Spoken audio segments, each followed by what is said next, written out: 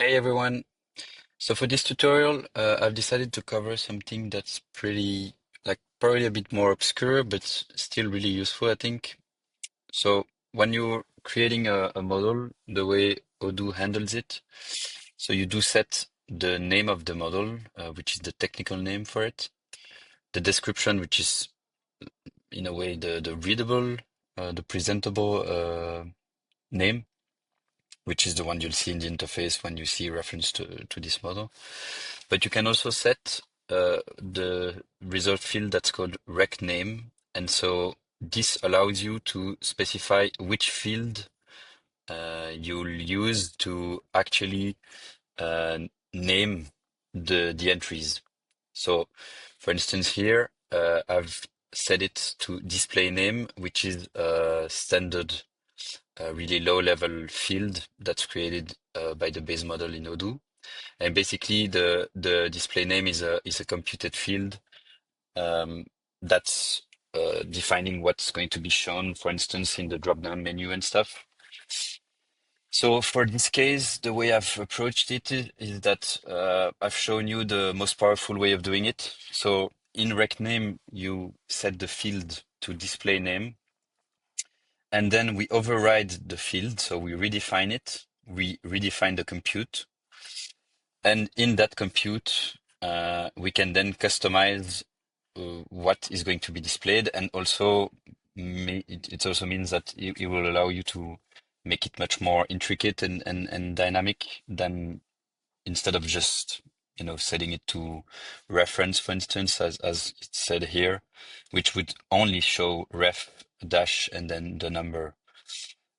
So in this case, I've added a compute for which, depending on the amount of info that's available, it's going to put them all together and just display it. So we do have a fallback in case none of this is filled in. So if none of this is filled in, then it would just be named new record. But if you do have infos, then it would try to patch them up and make a conglomerate of these and just display a more intricate name. So the setup is pretty basic here, really. So I did create some test data to show you how that will behave here. So I went on and just created 3 products. Uh, so for instance, this one has a reference, has a product name, has a category, and therefore this is how the display name is computed. You can already see here that this is what's shown in the breadcrumbs as well. So if you navigate in Odoo, it will by default look for the rec name. And this is the one that it will be using. So it's not only for drop-down menus, it's also for breadcrumbs and navigation. So it's really important to set it in a clear way, especially if you're making a fully custom model, just like I've done here.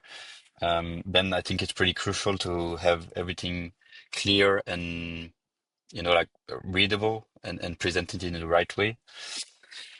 So yeah, I've done it for several products. So again, the logic is the same here. Nothing really new. The only one that's a bit special is this one where I didn't provide the category, so it just didn't append it, which is the right behavior, instead of trying to conglomerate with the undefined or null value, which would have been the case here.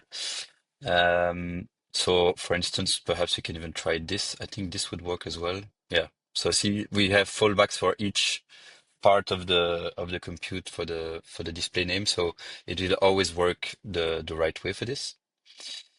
I'm just gonna remove the category just to keep that test case slightly separate.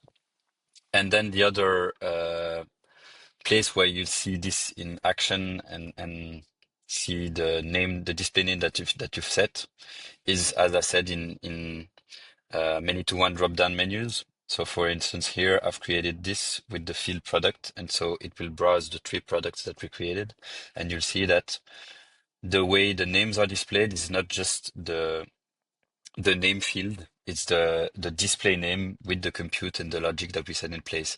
And as you can see, it doesn't show the category for this one because we didn't add any. So yeah, I think it's pretty basic, but definitely something important if you're working on a big scale custom module.